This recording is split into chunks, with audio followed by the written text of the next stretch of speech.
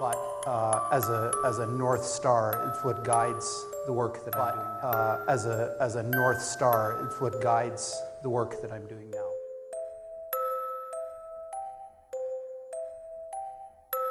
But as a North Star, it's what guides the work that I'm doing now.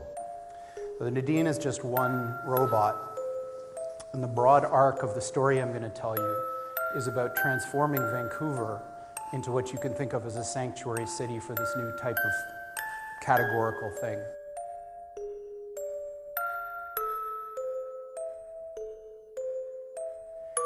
Now, the way to think about what we're trying to do with Vancouver is, say, in this room, if you look to your left and look to your right, I encourage you to do so. Look at the fellow humans in the room. What we want is for that experience to be such that in Vancouver, one of the two is a synth, no matter where you go. So millions of these machines living, working, being in Vancouver as a test bed for the beginnings of a new type of interaction between humans and technology.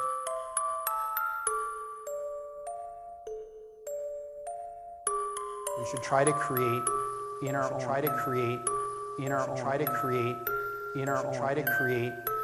own image machines that share our values. And of course, this is fraught with perils as well, but just consider for a second whether you'd rather have this robot, so that's Suzanne on the left and one of the robots on the right. If you'd rather have your super intelligent AI be that or that.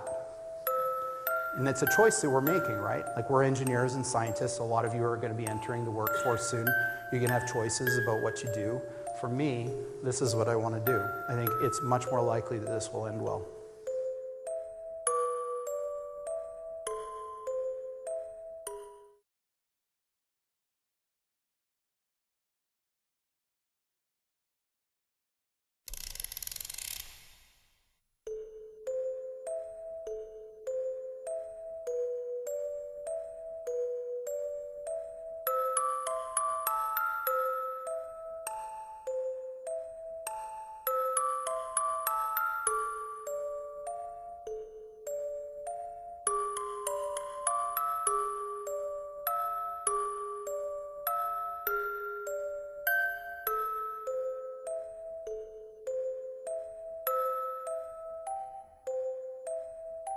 I want to talk about something really interesting to finish off this session, and what I'm very passionate about is human-like robots, robots that look like us. I want to start, though, by telling you a story. About a year ago, I was doing some robotics research, and I had a little robot on my desk called Hydraulica. And this is kind of what she looked like. She had a few mods after this, but... and what Hydraulica was built for was to be a really simple desktop robot that could play video games. So she also has a little joystick that goes with her that's not shown in this photo here. She has a webcam that can look at the screen, and she can move her head around, and she can play video games. So this little robot, which was super cute, was designed to play this video game Pong that I'm sure many of you have played when you're a kid. And you basically set the robot going, it tries to play the game, and it's really bad at it. And then you leave it going for like a few hours or sometimes a few days. And usually when you come back, nothing very much interesting happens. But there was one experiment where I picked the parameters just right, and what I found is when I came back, she'd mastered the game. This is like amazing. She was, doing really cool little tricks with the paddle, and I was like, oh, I felt like I'd created something. The problem was, then I had to stop the experiment. I basically had to take my little AI robot and wipe its mind. And this really affected me on a deep level. For the first time, I felt like I'd actually done something unethical or, just bad to a robot. And I'd never had that feeling before. And I think what's going to happen is at the moment, you're probably thinking, okay, this is a sci-fi nerd that thinks a little robot is real. But I don't think it's going to be these little robots giving us sci-fi nerd researchers weird feelings for a while, because we're actually being able to create some much more advanced and more human-like robots soon. So what I do at Sanctuary, and what my passion is in life, is to try and create robots that are indistinguishable from us physically, cognitively, and emotionally. We want to build human mimics. We call these things synths, which is short for synthetic humans.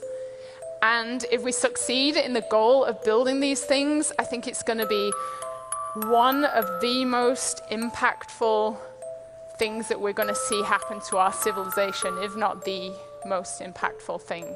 This will be way more impactful than the Industrial Revolution. Because then what we did was we took machines and we automated physical power, physical labor. That left us with our brains to now do a bunch of intellectual stuff. What we're doing there's a problem with putting AI in charge of robots, though. AI's learning systems, they don't really know a lot at the start before being given the reins. So what tends to happen is when you put an AI in charge of a robot, the robot starts smashing things and destroying itself. So you can't do that very easily. But there are ways around this, and there are some new technologies that are helping with this too. One new technology is immersive teleoperation for gathering quality training data for robots.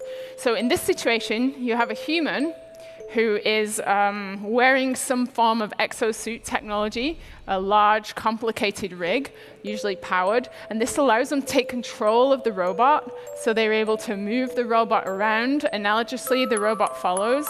They're able to see what the robot is seeing and hear what it's hearing and speak. And it's almost as though the consciousness of the human has been transplanted into this robot. And if you've ever done this, it's a really weird experience. You feel like you are the robot now, and you're out there in the world, and what happens when you turn around and you see your meat body sat over there in the VR rig? It's a very weird feeling.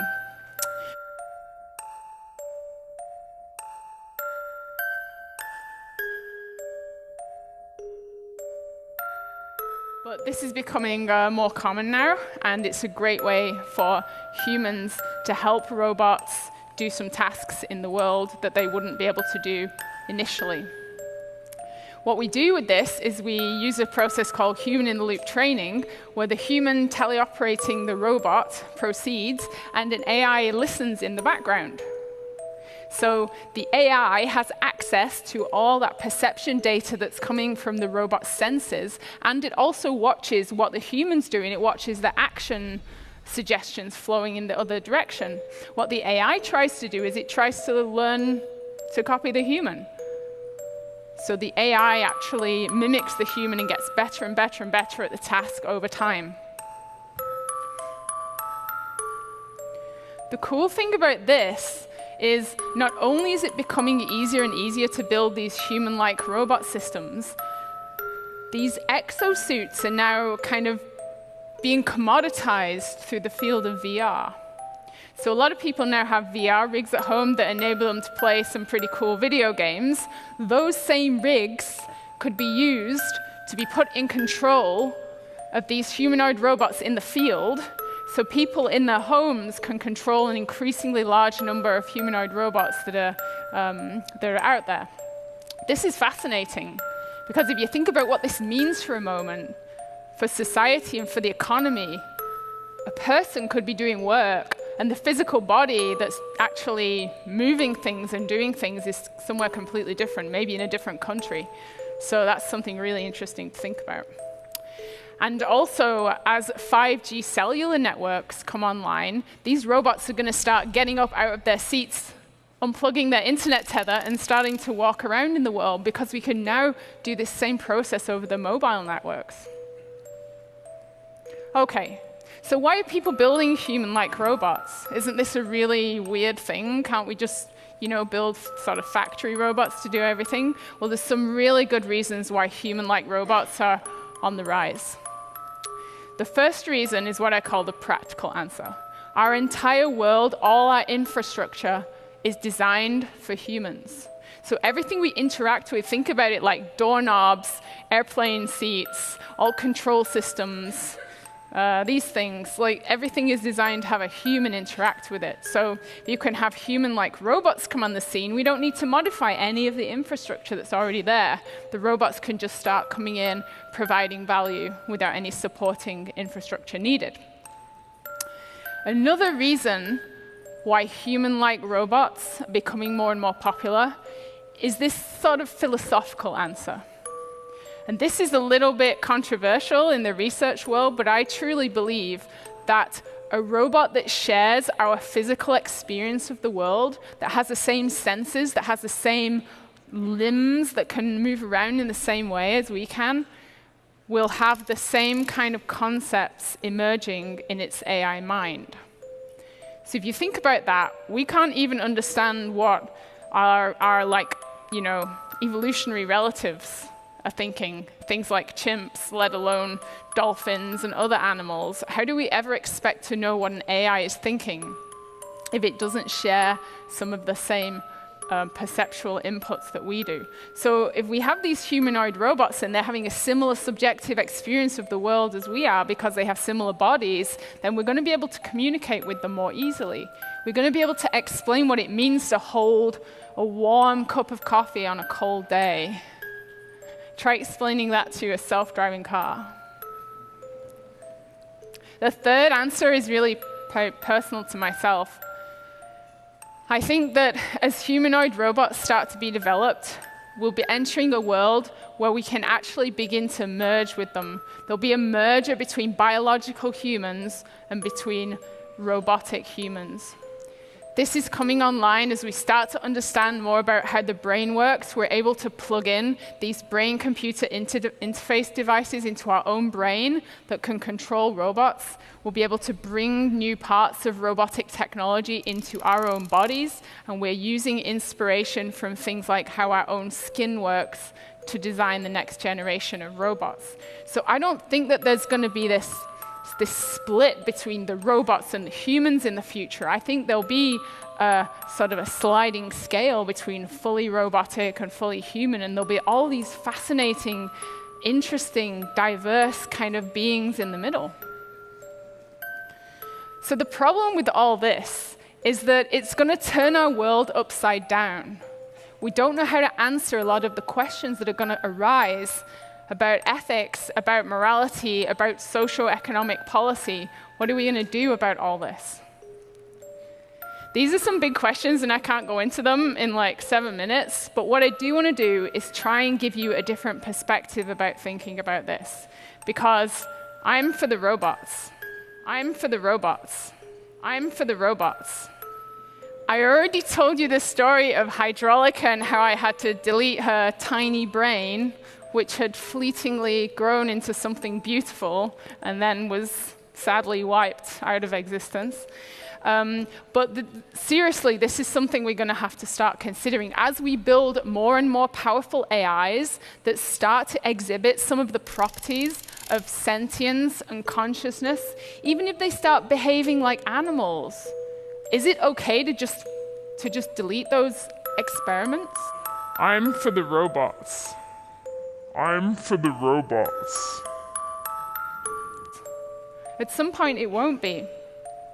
There are other ethical issues that arise when you're building human-like robots. So I already mentioned that AIs learn by making a lot of mistakes in the world. People and animals learn in the same way. There's a whole field of AI called reinforcement learning, where you actually reward the robot for doing something good, and you punish the robot for doing something bad. The problem is if you're training a robot AI system like this, you want to make sure that those mechanisms are working correctly.